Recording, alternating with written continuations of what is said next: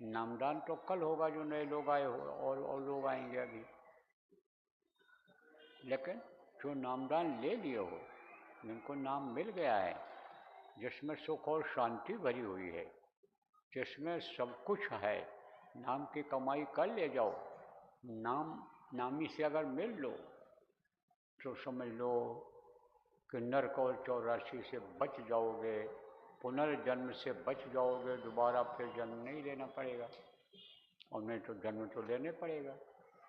मनुष्य शरीर भी मिल गया, नियम से रहे, छल कपट से दूर रहे, शाकाहारी नशा मुक्त रहे, नामदान यानी मिल गया है, भजन नहीं कर पाए तो मनुष्य शरीर तो मिल जाएगा, लेकिन जन्मना और मरना पड़ेगा ना। तो जन्मत मरत दूसरा दुख हुई, जन्मते वक्त और मरते वक्त बड़ी तकलीफ होती है। उस तकलीफ से बचने के लिए आप लोग जिनको नामदान मिल गया है, वे लोग सुमिरन ध्यान भजन बराबर करो। देखो,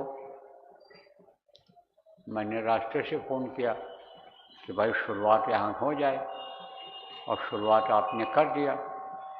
तो अभी जब मैं आया हूँ तो थोड़े लोग ही बैठे मिले, और बाकी लोग वहाँ लाइन में खड़े हो गए। आप लोग कोई बैठे नहीं थे यार, बैठना चाहिए। ध्यान जब ये मालूम हो गया था कि आने वाले हैं, तो जैसे इनको मैंने अभी आवाज़ दे करके आँख कान खुलवाया, आपका भी खोल दिया, आपका भी उसी तरह से हो जाता। लेकिन आप लोग लाइन लगा के वहाँ खड़े हो गए मिलने के लिए, कौन सी ऐसी जल्दी थी। तो इससे यह लगता है कि आप लोग नामदान की कीमत नहीं जानते हो। नाम धन एक ऐसा धन है इस समय कि जो यहाँ भी काम आएगा और मरने के बाद भी काम आएगा। ये रुपया पैसा देखो, ये सड़ जाता है, गल जाता है, कागज़ का नोट जल जाता है, घुल जाता है, इसको लोग चुरा लेते हैं, हड़प कर लेते हैं।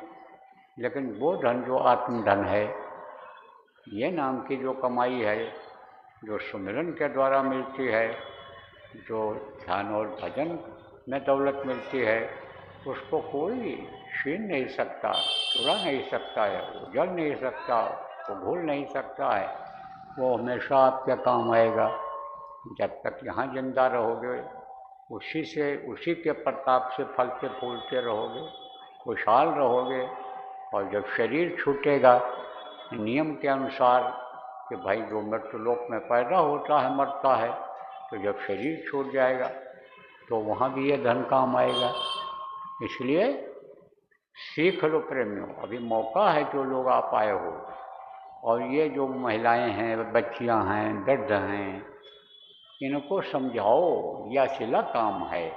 पढ़ी लिखी बच्चियां जो आप यहाँ बैठी हो, इनको सुमिरन सिखा दो, ध्यान सिखा दो, भजन सिखाओ इनको मालूम ही नहीं है। ये तो लोगों ने प्रचार कर दिया, चलो बाबा के वहाँ चलो, तकलीफ में राहत मिलेगी, फायदा होगा, चर्च स्पर्श कर जाओ, चलो धार्मिक कार्यक्रम आयोजित है, चले चलो तो चले आए। इसीलिए कहा जाता है कि भाई जो भी प्रचारक हो, प्रचार करो, नामदान के बारे में बताओ, उनको समझाओ, असली चीज़ के बारे में बताओ कि नामदान लेने के बाद फिर आपको करना रहेगा, कैसे करोगे, समझ करके करना रहेगा। यह सारी बात पहले बताया करो जो लोग प्रचारक हो आपको। चलो ठीक है, जो लोग नामदान ले चुके हो, आज रात में सीखो, सुमिरन करना, ध्यान करना, भजन करना सीखो। आप कैसे करते हैं, और नाम नहीं याद है तो नाम याद कर लो, कल दोहरा लेना, फिर पर्चा ले लेना, पर्चा मिल जाएगा कल, पर्चा ले लेना, फिर याद कर लेना। लेकिन ध्यान और भजन और सुमिरन ये समझ लो पहले, ये लोग समझा देंगे। तो आज ये काम करो, असीला काम करो, आज कल सत्संग हो जाएगा, गुरु महाराज की दया होगी तो तब तक और लोग आ जाएंगे। फिर 4 हो गए आप लोग तो आएंगे लोग। तो अब आप फिर समझो प्रेमियों, ये समय साधना शिविर का अभियान चल रहा है। जो लोग साधना शिविर अभी नहीं लगा पाए हो, यानी खंडित साधना शिविर। वो लोग साधना शिविर लगवाओ और साधना करो, अपने अपने घरों में ही साधना करो, लेकिन साधना करना बहुत ज़रूरी है। सिमरन ध्यान भजन करना बहुत ज़रूरी है, क्योंकि आगे का समय खराब आ रहा है और उसकी शुरुआत 2026 से अभी से हो गई। कल बताऊंगा आपको, विस्तार में बताऊंगा कल आपको। तो आप ये समझो कि उस खराब समय से बचने के लिए ये ज़रूरी है। जैसे लोग हथियार रखते हैं, बंदूक रखते हैं, किस लिए रखते हैं कि कोई हमारे ऊपर हमला करे तो हम उससे बचत कर लेंगे।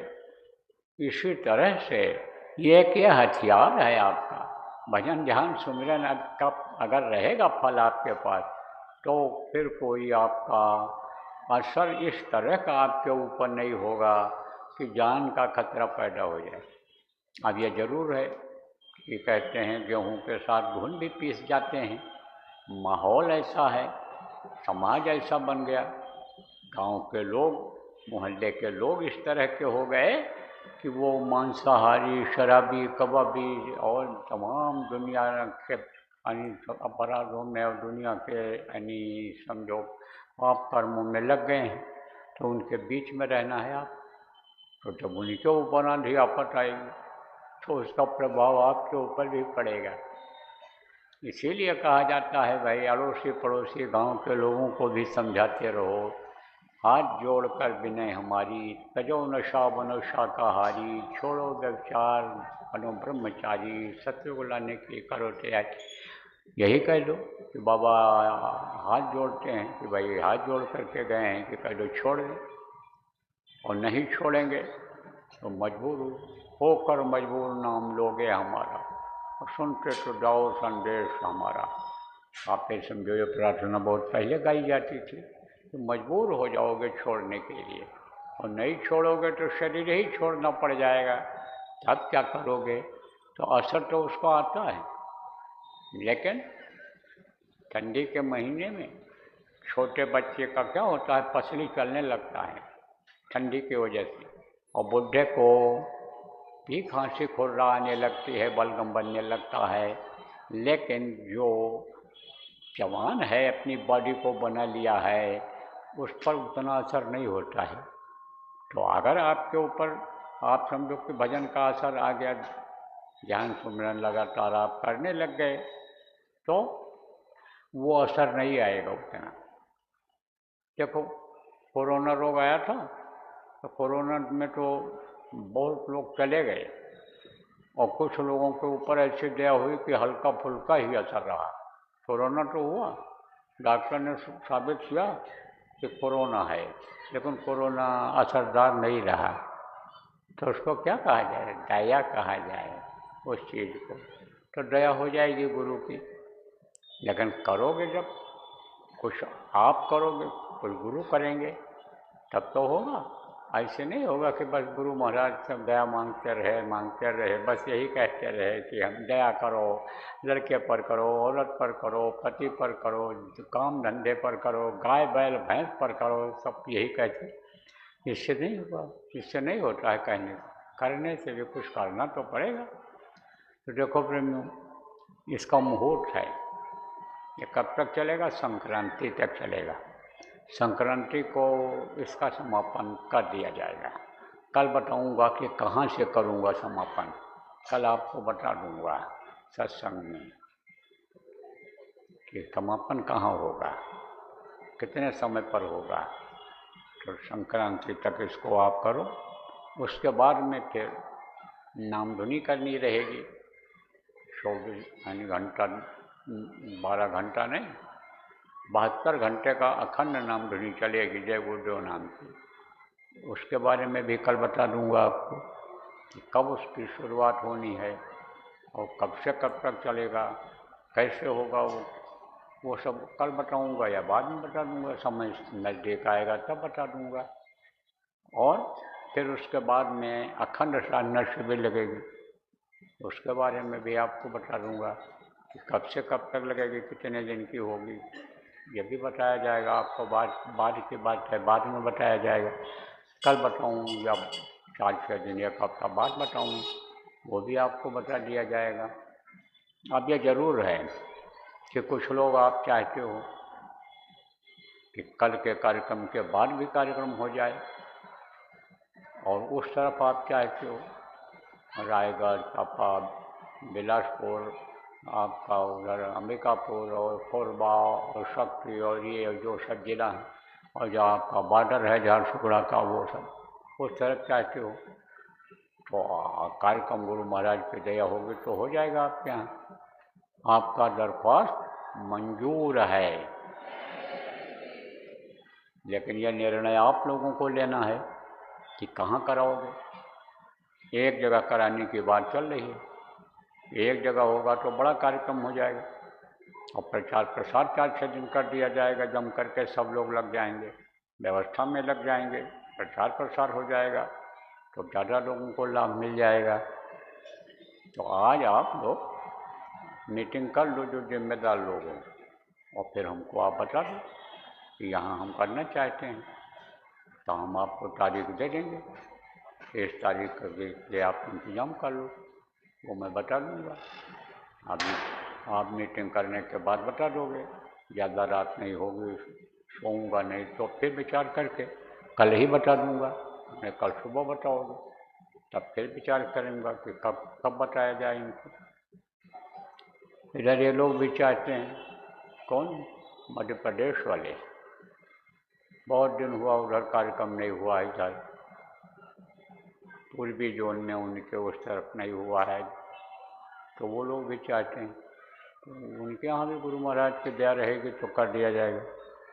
वो लोग उधर खजुराहो में देख रहे हैं जगह, खजुराहो में अगर इनका इंतजाम हो गया,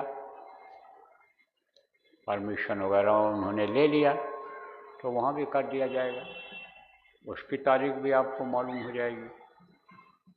तो प्रेमी कार्यक्रम तो मैं करूँगा, क्योंकि गुरु महाराज की मौज दया है, गुरु महाराज ने काम सौंपा है। लेकिन कार्यक्रम खाली सुनकर ही आप लोग न रह जाया करो, बस खाली दर्श स्पर्श के लिए ही ना आया करो। जो बताया जाए सत्संग में उन बातों को पकड़ा करो, सोचा करो, विचारा करो और उसके अनुसार चलो, नहीं तो ये समय निकल जाएगा। नहीं समय के साथ जो चलते वो पीछे रह जाते हैं। आप फिर समझो समय के साथ चलना चाहिए, और धीरे धीरे खराब समय आता चला जा रहा है, तो जब खराब समय आ जाएगा कुछ नहीं हो पाएगा। फिर उस समय खराब समय में भी आदमी का मन एकाग्र नहीं होता है, वो रुकता नहीं है, उसी तरह चला जाता है।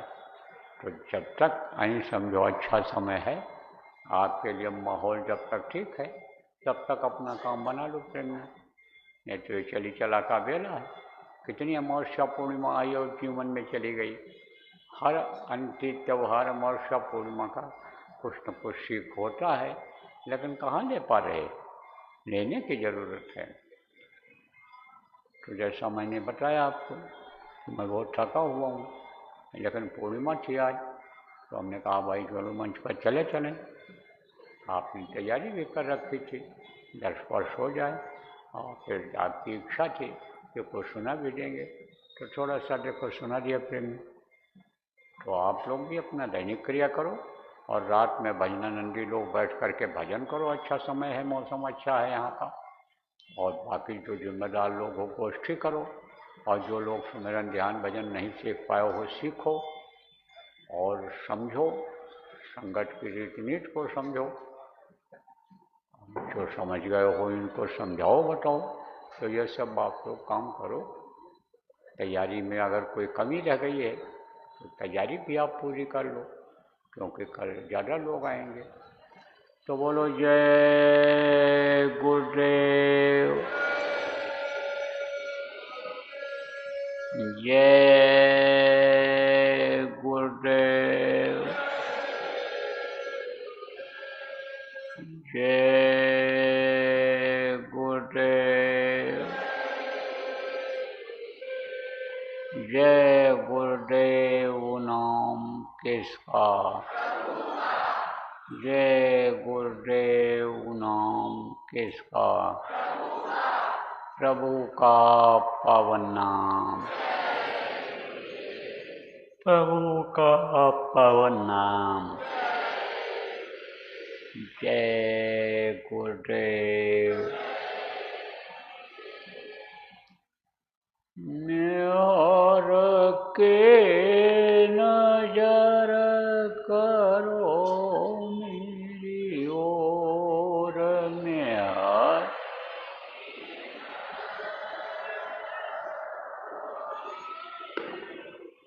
दया के नजर करो मेरी ओर, दया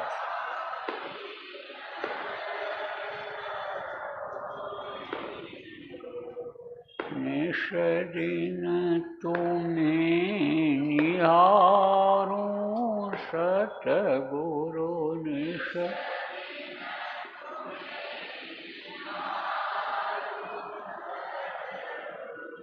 जैसे चंद्र चकोर, जय हृदया के नजर करो मेरी ओर,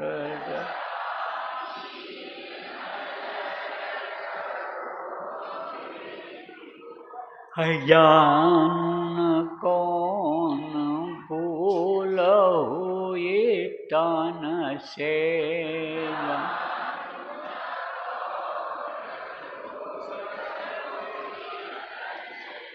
लियो हमसे मुख मोड़ ले,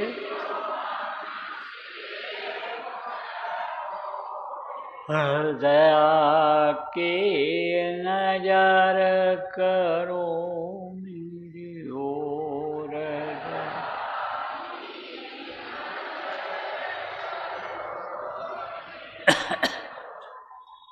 बालक जानी शोक बिसराओ,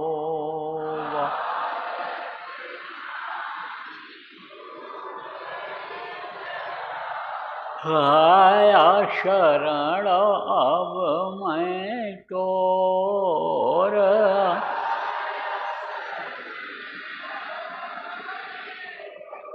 हृदया के नजर करो मेरी ओर,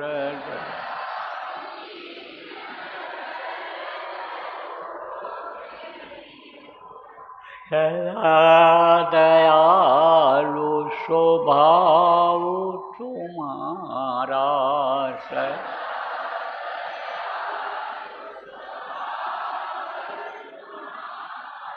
मेरी बेरिया कस भयउ कठोर में,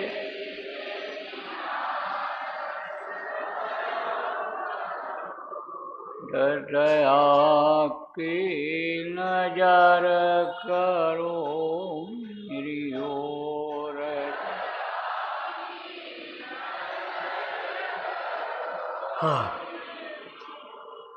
शरणागत की लाज न राखो,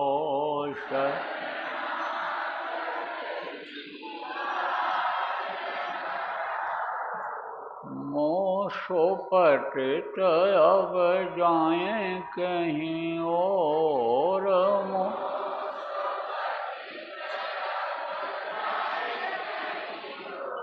हृदया की नजर करो मेरी ओर,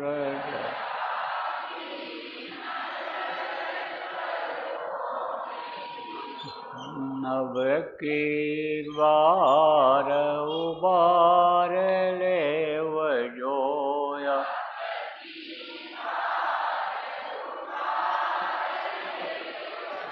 फिर न डर बप गया मग और, फिर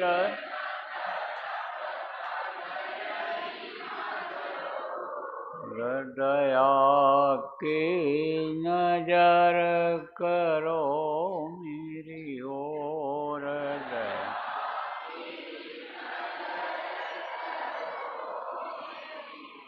मेहर की नजर करो मेरी ओर।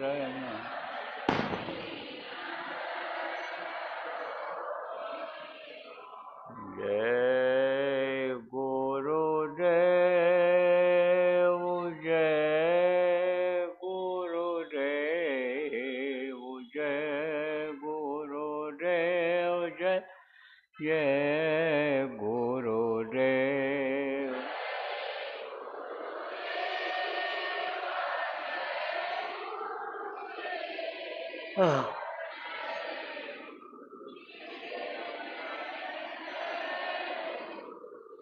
जय गुरुदेव, जय गुरुदेव, जय गुरुदेव, जय गुरुदेव।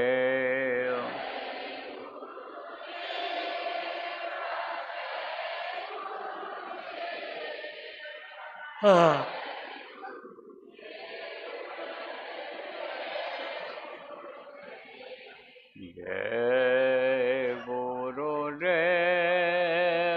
जय गुरुदेव, जय गुरुदेव, जय गुरुदेव।